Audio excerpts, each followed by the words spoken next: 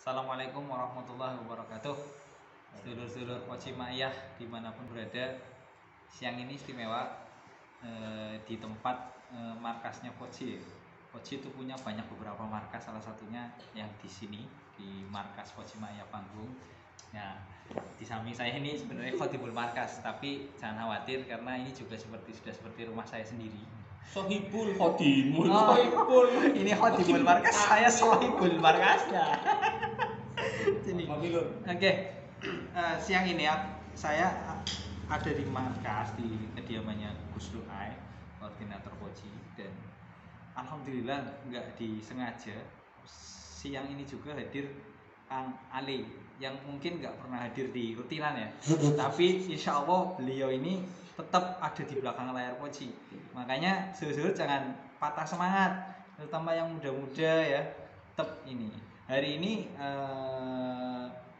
masih ingin ada pembahasan unik dari saya yang sebenarnya sayang untuk tidak di-share karena juga beberapa kali didahulukan oleh beliau Mbah Mus.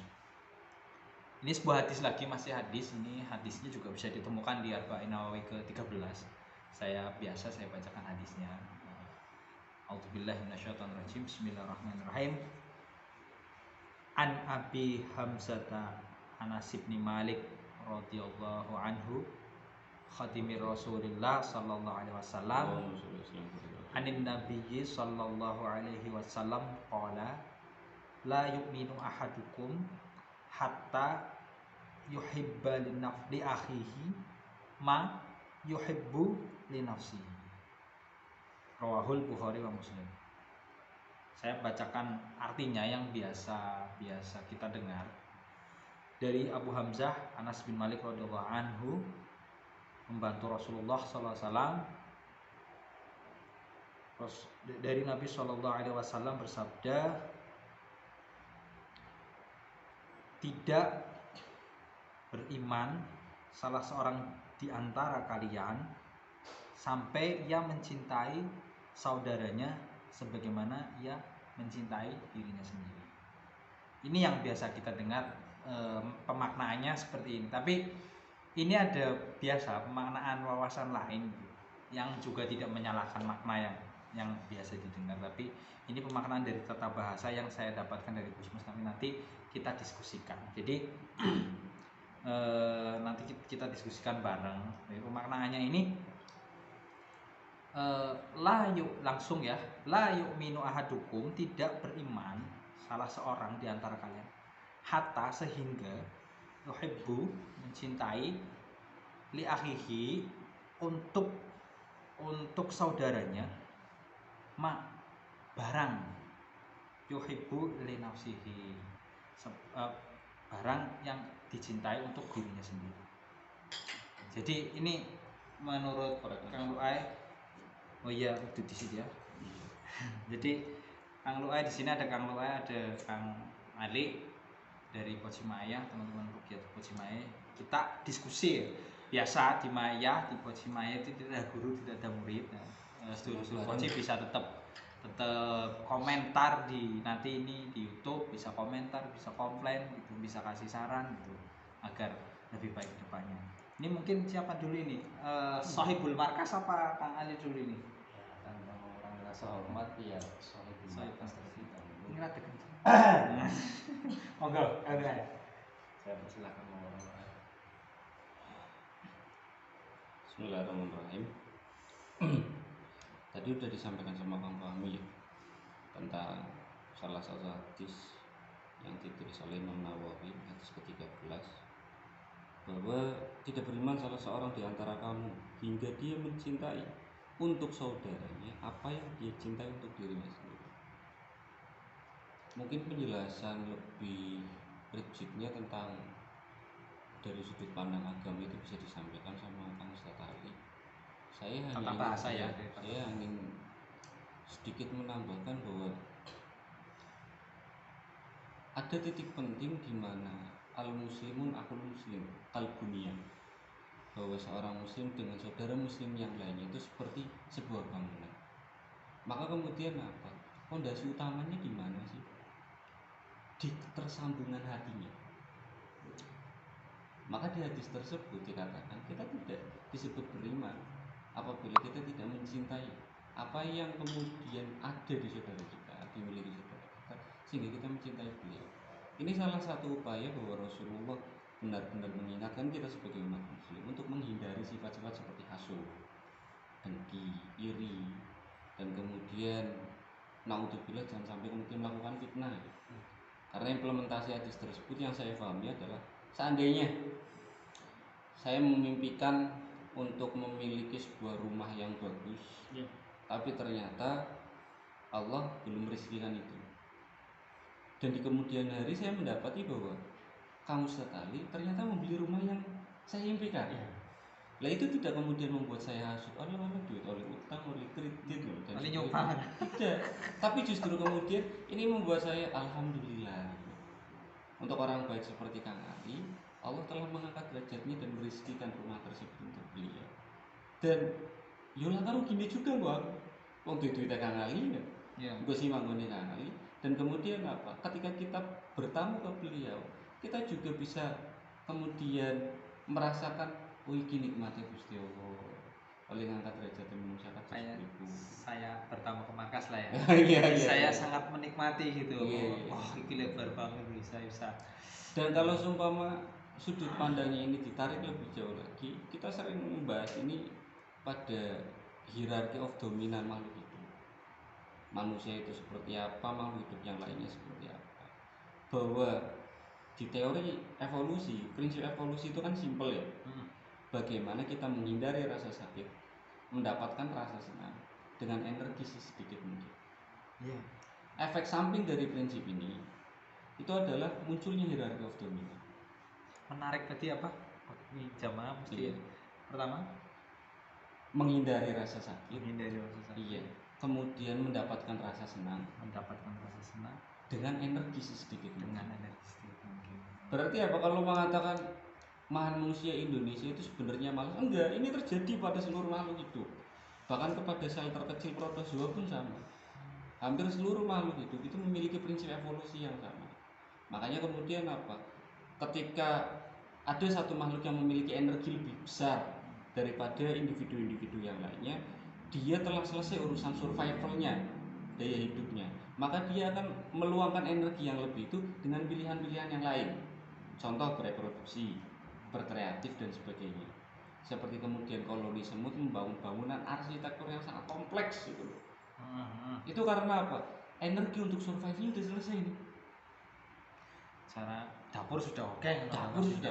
Tinggal jihad. Iya, tinggal yang lainnya dia mengekspresikannya itu seperti apa.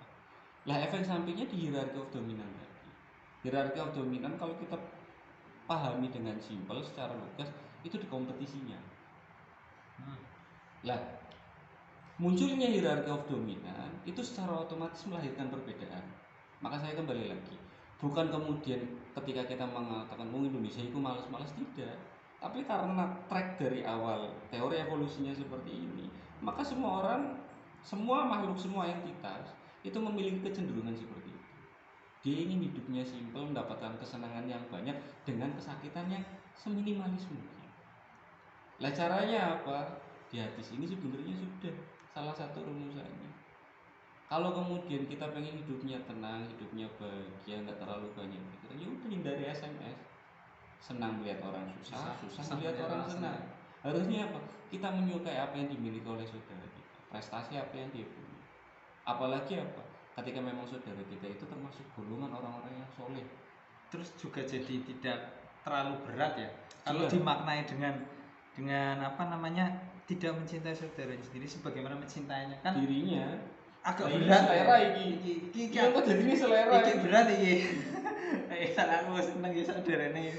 Iya. Agak berat ini. Kalau saran saya pribadi berkaitan dengan hadis tadi. Ini yang seolah kelihatan remeh, tapi implementasinya sangat susah. Benar. Kalau makna yang pertama atau makna yang kedua? Dua-duanya. Oh, dua-duanya susah. Sebab begini, suatu hal yang diangkat oleh Rasul dan didahulukan ya, itu seolah mudah, tapi Rasul sampai menyampaikan, sampai mengucapkan, makanya itu coba untuk dijalani. Nah, di situ pasti ada hal yang seolah-olah mudah, tapi sebenarnya tidak semua orang bisa melakukan itu. Ya, Tadi sampaikan hindari agar supaya menghindari yang namanya hasut, iri, dengki dan lain sebagainya. Pada kenyataannya, Paling pada angel kenyataannya, itu ya. realisasinya adalah di kehidupan kita. Anak mau tuku TV anyar belum loroin bang. Saya kan limain. Tanggane ngerti, ngesuke tuku sing 40 loroin kok. Iya. Balapan. Ya. Nah ini kan salah satu wujud dari ketidakrelaannya dia memiliki barang yang lebih spektakuler dari yang saya miliki. Iya. Maka berusaha untuk mengungguli. Padahal di satu redaksi lain pun nek urusan banda kan kudunya ulisol. Yang nanti outputnya adalah syukur. Iya. Gitu ya. Iya. Tapi kenyataannya kebanyakan karena tidak semuanya, sebagian lebih banyak seperti itu. Iri lebih dominan. Entah dari segi harta atau suatu prestasi di lingkungan kerja, itu akan terjadi seperti itu. Bukan kemudian alhamdulillah kan aku wis mundak pangkat, mamanya seperti itu. Tapi kenyataannya semengke mbae nang ndi kae bisa nembe setahun kok wis Mendapat pangkat. pangkatnya semunggah secara drastis gitu. Anggap irine, misalnya irine sebentar kan kerasa kayak iri itu iri ini naluri manusia ini di awal ya. Maksudnya ini nanti akan menjawab gini, ketika tadi ini pangkatnya naik gitu, kemudian ada perasaan misalnya wah kok naik gitu, tapi itu sebentar sehari 2 hari dia terus kemudian kembali seperti biasa tanpa problem, itu gimana ya? Kadang ya ada orang yang kemudian sadar setelah sehari itu. Kebanyakan orang sadar ya? Saya bicara realita ya. Ketika memang naik, nanti di belakangnya dia berusaha untuk membuat bahwa di lingkungannya bahwa kayak paling sering dolan nang bosek, mamanya seperti itu, sering silaturahmi, bermuka dua dan lain sebagainya. Di belakangnya seperti itu. Apakah kemudian 1-2 hari selesai, setelah itu mungkin pada saat itu iri, kemudian setelah itu selesai? Bisa jadi. Cuma kebanyakan itu seperti itu. Nah, hal yang seolah remeh kemudian Rasul menjadikan sesuatu yang sangat krusial, iman dijadikan sebagai tolak ukur ya. Maka itu sebenarnya susah. Saya menilai seperti itu loh, maksudnya seperti itu. Itu orang gampang. Bener. Kalau dari tata bahasanya gimana kan? Maksudnya ini kan bertitik berat kan ini ada sebuah pemahaman baru dari makna hadis ini gitu. Tadi kan kalau dari tata bahasa itu sebagai fa'il atau sebagai maf'ul tadi manya itu kan kalau berdasarkan pengetahuan saya melewati Mbah Mus itu kan seperti itu pemaknaan sebuah yang baru yang kemudian selalu disampaikan oleh beliau, dan juga beliau menyampaikan ini mesti diviralkan, ini kan bisa menjadi sesuatu yang baru, nggak ada penerjemahan. Berarti emaknya tadi jadi sebagai maf'ul gitu. Jadi ya. Gimana kan? Coba masih itu dibedah, nanti kita bisa diskus. Enggak istilahnya begini ya, aku rodok saru nek bedah. Ya orang bedah, iya kadar pengetahuan dengan gini aja atau baca gitu. Gini aja memang yang literasi yang saya baca dari pemaknaan atau petuk punya petuk ya, memang ini juga masih ini statusnya sebagai maf'ul. Iya, yang maknya itu. Iya, maknya. Maka barangkali ada istilahnya mak yang diartikan dengan tarkib lain, ya mungkin iya seperti itu. Tentu ini berdasarkan juga aku ngomong kualitas pemahaman saya kayak ini pemahaman yang berbeda-beda lah. Karena tapi bisa ditarkib lainnya. Antara gini. Tadi yang pertama mencintai barang yang dimiliki orang lain kemudian kita ikut senang. Mencintai yang barang yang kalau dimiliki barang yang dimiliki orang lain kalau dimiliki kita juga kita senang gitu. Yang pertama yang umum. Yang umum itu mencintai saudaranya sebagaimana mencintai dirinya sendiri. Kan jauh banget, mencintai saudaranya sebagaimana mencintai dirinya. Jadi misalnya jenengan gue mobil terus aku pengen mobil karena mencintai aku, kasih kayak gitu misalnya. Jadi sih lebih malah jauh lebih berat sebenarnya ketika sampai ke taraf itu untuk implement itu. Kalau kadar-kadarnya itu mencintai orang lain seperti mencintai dirinya sendiri. Kan baik ya. Bicara kaitannya dengan berat itu memang lebih berat kemanaan yang pertama gitu ya. Iya, berat kabeh. Tapi pada esensi inti dari kemanfaatan hadis itu ketika dilakukan sama enggak? Jelas berbeda. Contohnya kayak gini, kalau seumpama cintailah saudaramu sebagaimana engkau mencintai dirimu sendiri, kita kita akan ketemu yang namanya perbedaan itu jelas. Contoh, aku seneng rokokan, Kang Fahmi ora seneng. Jadi kemudian Kang Fahmi dipaksa untuk seneng rokokan juga gak bisa itu. Mudah maksudku kan? Nggak bisa. Tapi ketika kita menggunakan terjemahan versi hadis yang kedua oleh Mbah Kakung, cintailah saudaramu. Apa yang artinya? La yu'minu ahadukum, tidak beriman salah siji, tidak beriman salah satu di antara kamu hingga dia mencintai untuk saudaranya apa atau ya, apa yang dia cintai untuk dirinya sendiri. Jadi no problem, beda selera. Kalau di umpama yang pertama begini, itu kan tadi sesuatu yang disenangi ya. Iya. Maka timbulnya aku seneng rokokan iki ora kono duduk, ono umpamane kan merasa kontrak ya. Cuma ketika bicara sesuatu yang tidak disukai, saya tidak suka dipukul nih, maka saya jangan memukul. Di konteks pemahaman pertama, kira-kira masuk enggak? Nah umpamanya aku ora seneng dipukul, ya lah kamu sini seneng digantem soalnya. Saya tidak suka disakiti, maka saya jangan sampai menyakiti. Ya aku nyakiti kowe, padha wae aku nyakiti awakmu dhewe. Cari apa itu? Kalau itu kan berarti gini, maksudnya iki rada member ya, jadi dengan konteks case yang berbeda ya. Jadi kan akhirnya dinegasikan berarti. Iya, dinegasikan. Tidak apa, kalau dengan pemaknaan yang ini kita lihat lagi pemaknaannya. Sabar seluruh.